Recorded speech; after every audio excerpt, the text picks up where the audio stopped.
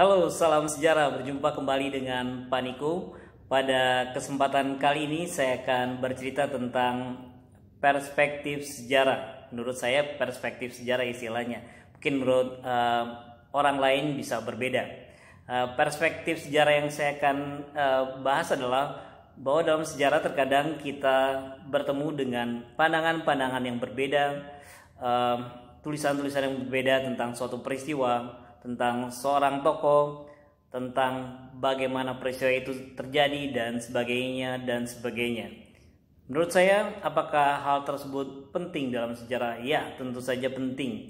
Misalnya dalam beberapa kasus kita sering mendengar bahwa contoh yang umum saja, misalnya ada Sultan Agung, seorang raja yang sangat keren sekali, berasal dari Mataram, yang berhasil 2 kali mencoba menyerang kekuasaan Belanda di Batavia.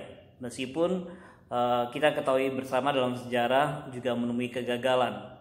Sultan Agung dianggap pahlawan oleh sebagian masyarakat di Jawa. Namun juga bagi orang-orang yang tinggal di pesisir utara melihat bahwa Sultan Agung ini bukan pahlawan, tapi juga orang yang berperan juga dalam menghancurkan kota-kota mereka di utara, sehingga kekuatan perdagangan berkurang pada masa tersebut. Berikutnya misalnya kalau kita membahas tentang Arupalaka dan Sultan Hasanuddin.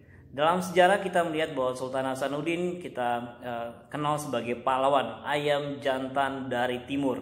Sedangkan Arupalaka atau Arumpalaka dikenal sebagai dalam tanda kutip pengkhianat. Kenapa seperti itu? Karena beliau bekerja sama dengan Belanda atau VOC waktu itu untuk mengalahkan kerajaan Gua-Talu dan bisa mengalahkan Sultan Hasanuddin dan rakyatnya tentu saja. Namun dalam perspektif masyarakat Bone di Sulawesi Selatan juga, Arung-Palaka adalah pahlawan. Dia adalah raja mereka yang sekian tahun tersingkir dan akhirnya hidup ya bisa dibilang menderita dan akhirnya melakukan perlawanan. Dan dia bekerja sama dengan VOC adalah catatan lain. Jadi sejarah bisa dilihat dari sudut pandang yang berbeda. Demikian misalnya sekarang ini kita sedang banyak membahas tentang masa-masa kemerdekaan ya. Masa-masa kemerdekaan, terusnya ada istilah revolusi kemerdekaan juga.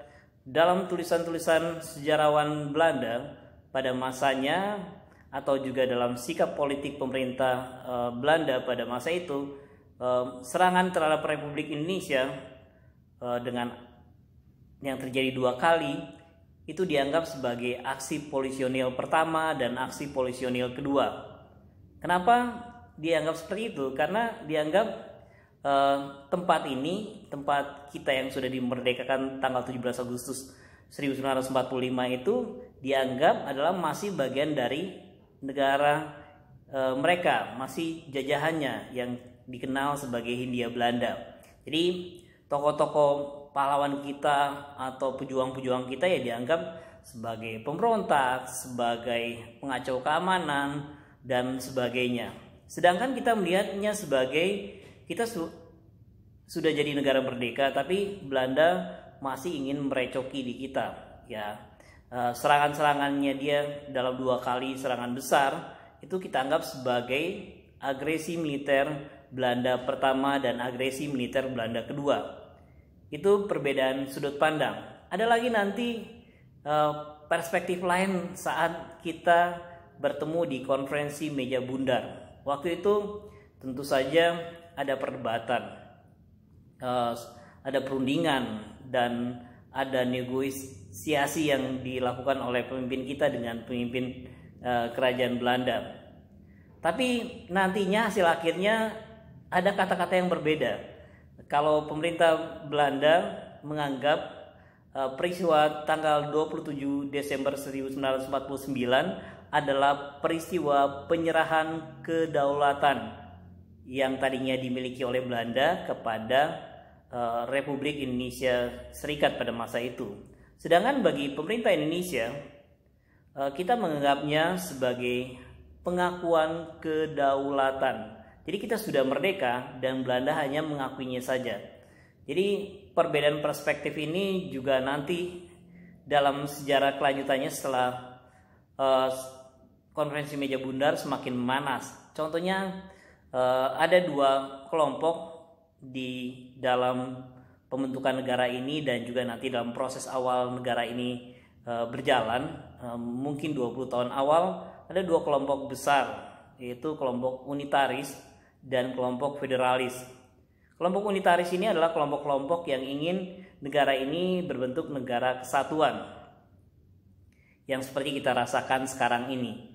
Namun ada juga saudara-saudara kita yang ingin negara ini berbentuk federalis, karena dengan federalis dianggap daerah-daerah lebih diakomodasi. Akhirnya dua sudut pandang ini banyak sekali bertemu, tapi lebih banyak juga terjadi ketidaktemuan, titik temu di antara dua sudut pandang ini, sehingga lahirnya pemberontakan-pemberontakan di penjuru Indonesia.